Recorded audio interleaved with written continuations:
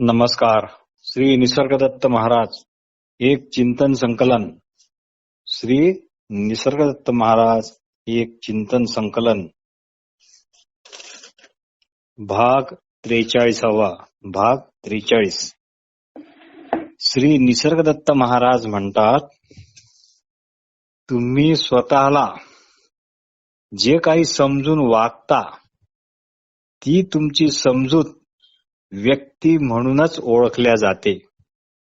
श्री निसर्गदत्त महाराज म्हणतात, तुम्ही स्वतःला जे काही समजून वागता ती तुमची समजूत व्यक्ती म्हणूनच ओळखल्या जाते. तुम्हाला तुम्ही कळता या वेगळे दुसरे प्रेम जगात नाही. पगारात वाढ झाली की ही वार्ता तुम्ही जीव लावून कान लावून मनापासून ऐकता. त्या दृष्टीने हे सर्व ऐका. काय काय खाल्ले याचे ज्ञान तुम्हाला आहे, पण ते खाल्लेले ज्ञान पुष्टी कसे करते हे ज्ञान मात्र तुम्हाला नाही. या क्रियेत आपली मर्जी चालत नाही. तसेच तुम्ही आता जे इथे जीवाचे कान करून ऐकता त्याचे सध्या तुम्हाला पूर्ण ज्ञान नाही. फक्त समजा कानावर हे शब्द पडतात, जसे पोटात अन्न पडते त्याप्रमाणे तसे आहे हे समजा. तुम्हाला जरी हे सर्व समजले नाही तरी इथे ऐकणारा व सांगणारा हे दोघेही स्वजातीयच आहेत हे मी चांगले ओळखतो, असे श्री निसर्गदत्त महाराज म्हणाले.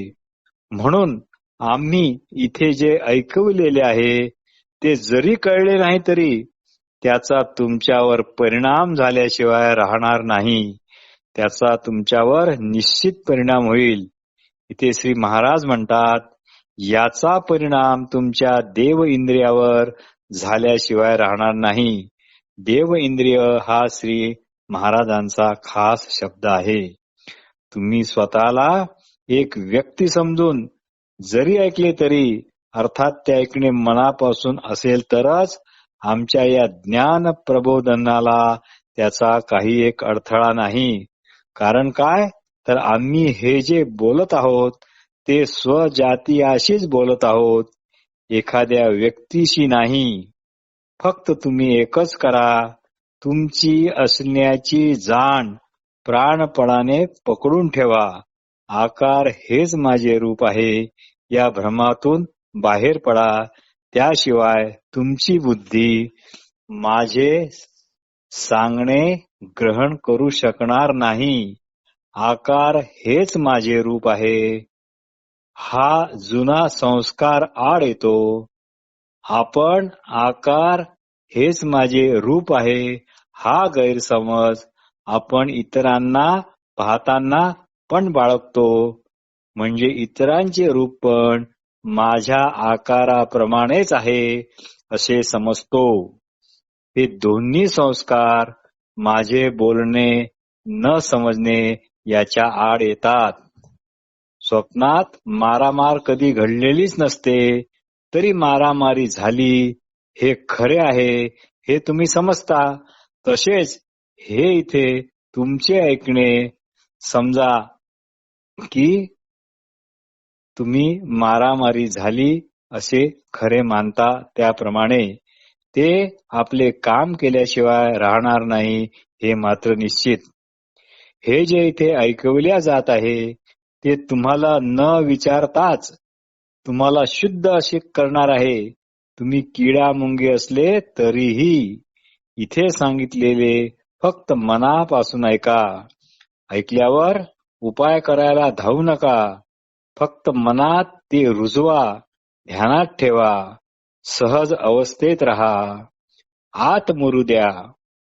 देहधारी असतानाच आपण देहाचा नुसता आकारच नाही तर आपण देहातील चैतन्य सुद्धा आहोत. यावर आकारापेक्षा जास्त लक्ष ठेवा. आकार असला काय किंवा आकार नसला काय काहीच फरक पडत नाही, हेच ध्यानात ठेवा. सध्या प्राप्त देह हेच तूर्त माझे रूप या धारणेला सोडा व हा प्राप्त देह हंगामी आहे, पाहुणा आहे. फक्त इतकेच लक्षात ठेवून असा, इतकेच पुरेसे आहे. व हे पक्के लक्षात ठेवा की आपले केवळ असणे हे असे ज्ञान आहे की ते जाग, झोप, स्वप्न यात काहीही बदल न होता जसेच्या तसेच वावरते. हा अवस्थात्रय विवेक ध्यानात ठेवा. आपणाला जर जास्त जिज्ञासा असेल तर मांडुक्य उपनिषदाचा जरूर अभ्यास करा. यावरच्या कारिकेंचा पण अभ्यास करा. अतिशय महत्वाचे हे उपनिषद आहे. श्री निसर्गदत्त महाराज हेच उपनिषदाचे ज्ञान आपल्या साध्या सरळ सोप्या शब्दात सांगतात. त्यांचे मूल्य उपनिषद ज्ञानापेक्षा कणभरही कमी नाही.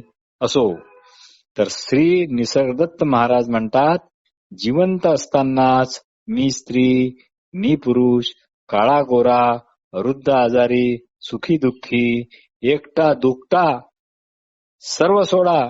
इथे आहे तिथे नाही हे पण सोडा. तुम्ही तुम्हीच असल्याच्या दुर्बिणीतून सर्व काही पहा. पण दुर्बिणीने पाहणारा कोण हा शोध मात्र सतत चालू ठेवा. दुर्बीण म्हणजे पाहणारा नव्हे, यावरच तुमचे लक्ष हवे. श्री निसर्गदत्त महाराज म्हणतात, तू आहेस हे तुझ्या ध्यानात का व कसे आले? श्री निसर्गदत्त महाराज म्हणतात, तू आहेस हे तुझ्या ध्यानात का व कसे आले? हा सर्वात महत्वाचा प्रश्न आहे. तू आहेस हे तुला कुणी सांगितले आहे का? की ते आपोआपचेच आहे, अवांछित आहे. तू आहेस म्हणूनच तू मोठा लहान जग, ईश्वर इत्यादींना आहे म्हणू शकत आहेस. तू आहेस, तुला हे कळले म्हणूनच तुला हे सर्व कळले आहे ना. आधी तू आहेस, तू आधीचा आहेस, अगोदरचा आहेस, बाकी सर्वच्या सर्व नंतरचे.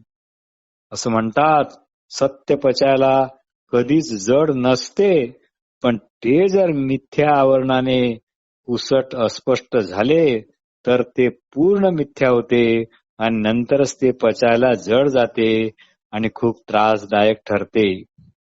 श्री निसर्गदत्त महाराज म्हणतात, सध्याची तुमची स्वतःबद्दलची स्वतःची ओळख ही प्रामाणिक नाही. श्री निसर्गदत्त महाराज म्हणतात, सध्याची तुमची स्वतःबद्दलची स्वतःची ओळख ही प्रामाणिक नाही. पण जेव्हा तुम्हाला तुमचे दर्शन होईल तेव्हा सर्व चंद्र, सूर्य, तारे जणू अदृश्य होतील आणि त्याचे तेज तुमच्या तेजात मावळेल. तुम्ही सध्या बोलता म्हणजे गेल्या महिन्याभरात, गेल्या वर्षाभरात खाल्लेल्या अन्नाच्या लगद्याचा रसच बोलत आहे. सर्व काही कल्पनेवरच आधारित आहे. काही काळाने सर्व बदलेल. परमात्म्याच्या व्याख्या पण बदलतील, परमार्थाच्या व्याख्या पण बदलतील. इतकेच काय, श्री निसर्गदत्त महाराज म्हणतात, मोठमोठ्या देवळांची गोडाऊने होतील. श्री निसर्गदत्त महाराज म्हणतात, मोठमोठ्या देवळांची गोडाऊने होतील. हे आपल्याला ऐकण्याला कदाचित बरे वाटणार नाही, पण श्री निसर्गदत्त महाराज स्पष्ट म्हणतात की मोठमोठ्या देवळांची गोडाऊने होतील. देहांची ओळख तुमच्यामुळेच आहे, पण हे सर्व विसरले आहात. पण सध्या तुमचे उलटे झाले आहे. तुमची ओळख देहामुळेच होत आहे. ही विपरीत बुद्धी आहे. तुम्हाला आज इथे म्हणजे श्री निसर्गदत्त महाराजांच्या माडीवरच्या हॉलमध्ये जे जिज्ञासू जमले आहेत त्यांना उद्देशून श्री महाराज म्हणतात की तुम्हाला आज इथे जे काही सांगण्यात येते व जे मनापासून ऐकल्या जाते ते असे आहे की ते कधीच फुकट जाणार नाही. हे फुकट जातच नाही. तुम्ही याला मग थांबवू पण शकणार नाही. जाग आणि झोप तुमच्या अधीन नाही. तुम्ही तुमच्या मर्जीनुसार जागू किंवा झोपेतून उठू शकत नाही. म्हणून देह हे तुमचे प्रत्यक्ष रूप नव्हे. देह तुम्हाला तुमच्याच जाणीवेने जाणवतो. तो देह कधीच म्हणत नाही की हे घ्या मी तुमचा देह आहे म्हणून, उलट तुम्हीच म्हणता तू माझा देह आहे असे. हे लक्षात ठेवा की तुमचा जन्म म्हणजे जगाचा जन्म.